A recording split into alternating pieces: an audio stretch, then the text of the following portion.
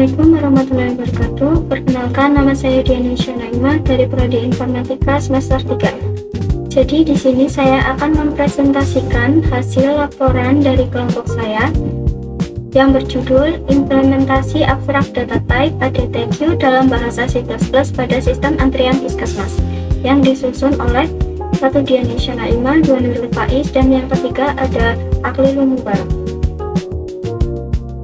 Yang pertama, latar belakang. Jadi, puskesmas merupakan fasilitas pelayanan kesehatan yang berfungsi sebagai pelayanan publik dan pelayanan klinis. Loket pendaftaran pasien menjadi titik awal pelayanan yang sangat menentukan mutu layanan, terutama dari aspek ketepatan, kelengkapan, dan kejelasan informasi. Namun, di beberapa UPTD puskesmas masih digunakan sistem antrian tradisional berbasis kartu fisik, yang menimbulkan berbagai permasalahan seperti antrian tidak teratur dan potensi kecurangan. Kondisi ini berdampak pada menurunnya efektivitas dan kualitas pelayanan kepada pasien. Lalu ada rumusan masalah. 1. Bagaimana mengimplementasikan ADTQ dalam bahasa C++ untuk mengelola antrian pasien puskesmas. 2. Apa kelemahan sistem manual dalam hal efisiensi waktu tunggu dan manajemen urutan pasien. Tujuan penelitian. 1. Membangun sistem antrian berbasis ADTQ dalam C++ yang dapat menambahkan pasien NQ, memanggil pasien DQ, dan menampilkan daftar antrian. 2. Menguji sistem untuk memastikan keandalan dalam simulasi lingkungan puskesmas. Manfaat penelitian. 1. Sistem ini meningkatkan efisiensi pelayanan puskesmas dengan mengurangi waktu tunggu, kesalahan, urutan, dan kecurangan dalam antrian, serta menjadi prototipe edukasi untuk pemahaman ADTQ. 2. Petugas medis dapat fokus pada pelayanan daripada manajemen manual antrian. Selanjutnya ada landasan teori. 1. Struktur data. Struktur data adalah cara untuk mengorganisasikan dan menyimpan data dalam komputer sehingga dapat diakses dan dimodifikasi dengan efisien. Pemilihan struktur data yang tepat mempengaruhi kinerja dan efisiensi dari algoritma yang digunakan. 2. Abstract Data Type. Abstract Data Type adalah sebuah model konseptual yang mendefinisikan suatu tipe data berdasarkan perilaku dan operasi yang dapat dilakukan terhadapnya, tanpa menjelaskan bagaimana data tersebut disimpan atau bagaimana operasi tersebut diimplementasikan. ADT memisahkan antara spesifikasi apa yang dapat dilakukan dan implementasi bagaimana cara melakukannya. 3. Queue atau antrian. Queue adalah struktur data yang mengikuti prinsip first in first out, di mana elemen yang pertama kali dimasukkan adalah elemen yang pertama kali dikeluarkan. Queue biasanya digunakan dalam aplikasi yang memerlukan pengelolaan antrian, seperti sistem antrian di puskesmas. Yang keempat ada FIFO. FIFO adalah singkatan dari first in first out dan mengacu pada bagaimana mengatur dan menangani data dalam kaitannya dengan waktu dan prioritas. Pernyataan ini mengacu pada pendekatan mendasar dari pemrosesan antrian atau melayani permintaan yang bertentangan dengan sistem pemesanan berdasarkan perilaku first come first served. Lalu ada penelitian terdahulu. Sistem antrian puskesmas berbasis FIFO telah banyak diterapkan, umumnya berbasis web dan database. Penelitian ini berbeda karena sistem ini berbasis C++, menggunakan ADTQ murni dan aplikasi konsol. Metodologi penelitian. Metodologi penelitian yang digunakan dalam penelitian ini adalah deskriptif. Metode ini bertujuan untuk menggambarkan dan menjelaskan proses perancangan serta implementasi sistem antrian pasien berbasis program menggunakan bahasa pemrograman C++. Penelitian ini berfokus pada bagian sistem antrian, bekerja mulai dari penambahan pasien, pemanggilan pasien, hingga penampilan daftar antrian secara sistematis. Objek penelitian. Objek penelitian dalam penelitian ini adalah sistem antrian pasien yang diterapkan pada fasilitas pelayanan kesehatan seperti puskesmas. Sistem ini digunakan untuk mengelola urutan pelayanan pasien agar proses pelayanan menjadi lebih teratur, efisien, dan mudah dipahami oleh petugas. Selanjutnya ada rancangan dan implementasi program. Yang pertama, rancangan alur proses. Di sini ada flowchart diagram. Jadi diagram ini menjelaskan alur kerja sistem antrian pasien yang menggunakan konsep queue atau antrian. Pertama, sistem melakukan inisialisasi dengan mengatur nilai front, rear, dan menyiapkan array antrian. Setelah itu, sistem menampilkan menu yang berisi pilihan untuk menambah pasien, memanggil pasien, melihat seluruh antrian, atau keluar dari program. Jika pengguna memilih tambah pasien, maka pengguna memasukkan nama pasien dan data tersebut dimasukkan ke dalam antrian menggunakan proses enqueue. Jika memilih panggil pasien, sistem akan memanggil pasien yang berada di posisi paling depan menggunakan proses dequeue. Dan jika antrian kosong, sistem akan menampilkan pesan bahwa antrian kosong.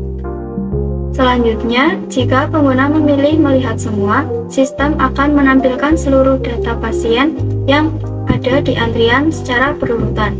Program ini berjalan secara berulang sampai pengguna memilih menu keluar, kemudian program akan berhenti.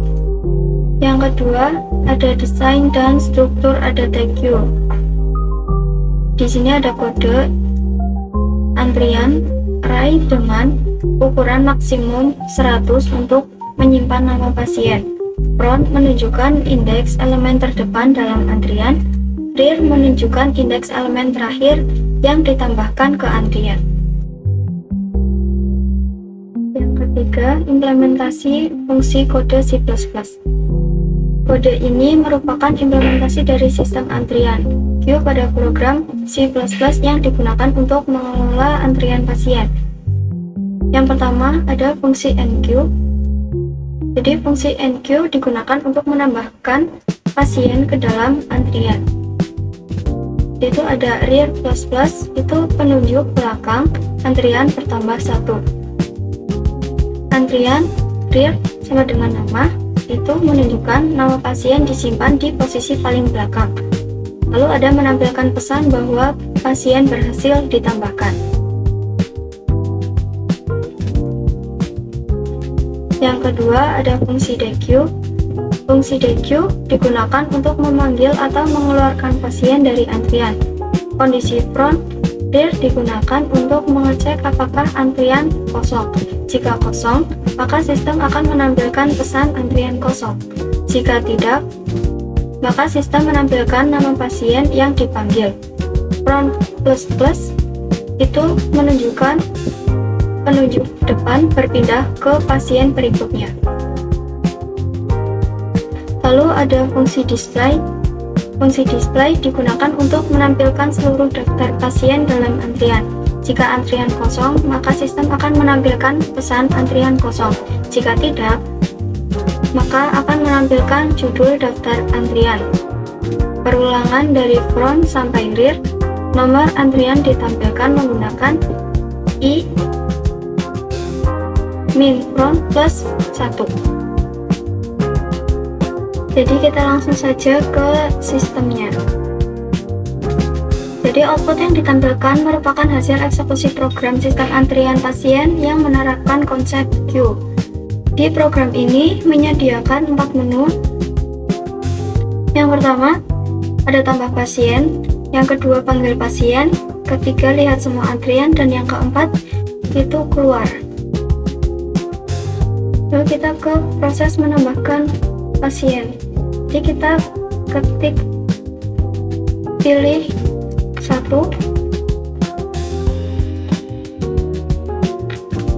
lalu kita menginputkan nama pasien. Kita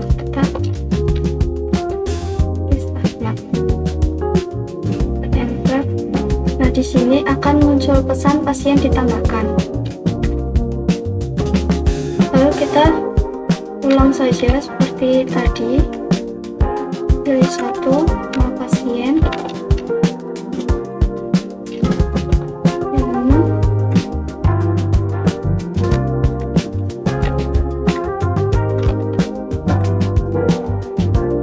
Nah, di sini sudah pasien telah ditambahkan semua. Lalu agar kita bisa melihat siapa aja yang terdaftar di antrian ini, kita pilih menu ketiga. Lalu di sini terlihat daftar antrian itu ada Ahmad, Diana, dan Caca. Oke, untuk memanggil pasien kita bisa memilih menu kedua, kita enter, maka sistem akan memanggil pasien di urutan pertama, yaitu ada Ahmad. Lalu kita panggil lagi, pilih 2, dia akan memanggil urutan selanjutnya dan selanjutnya.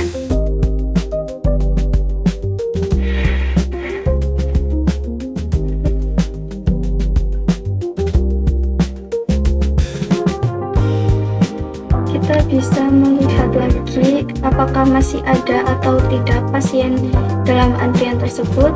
Kita pilih menu ketiga, enter. Nah, di sini ada antrian kosong karena semua pasien yang dalam antrian tersebut itu sudah dipanggil semua. Nah, untuk mengakhiri sistem tersebut, kita bisa pilih menu keempat tuh agar kita keluar dari sistemnya seperti ini. Oke, jadi kesimpulannya, sistem ini mampu 1. Menyimpan dan mengelola data pasien. Sistem menambahkan, memanggil, dan menampilkan daftar pasien dengan tepat, mengikuti aturan FIFO yaitu first in first out yang diperlukan pengelolaan antrian. Yang kedua, meningkatkan pengalaman pengguna.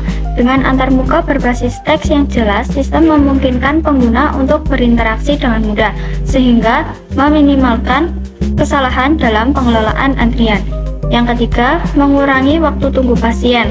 Dengan sistem antrian yang terstruktur, proses pendaftaran dan pelayanan pasien dapat dilakukan lebih cepat, sehingga meningkatkan kepuasan pasien. Secara keseluruhan, sistem antrian ini menunjukkan efektivitas dalam perancangan dan implementasi yang dapat diterapkan secara luas di fasilitas kesehatan yang lain. Lalu di sini ada beberapa daftar pustaka yang saya ambil dari beberapa jurnal.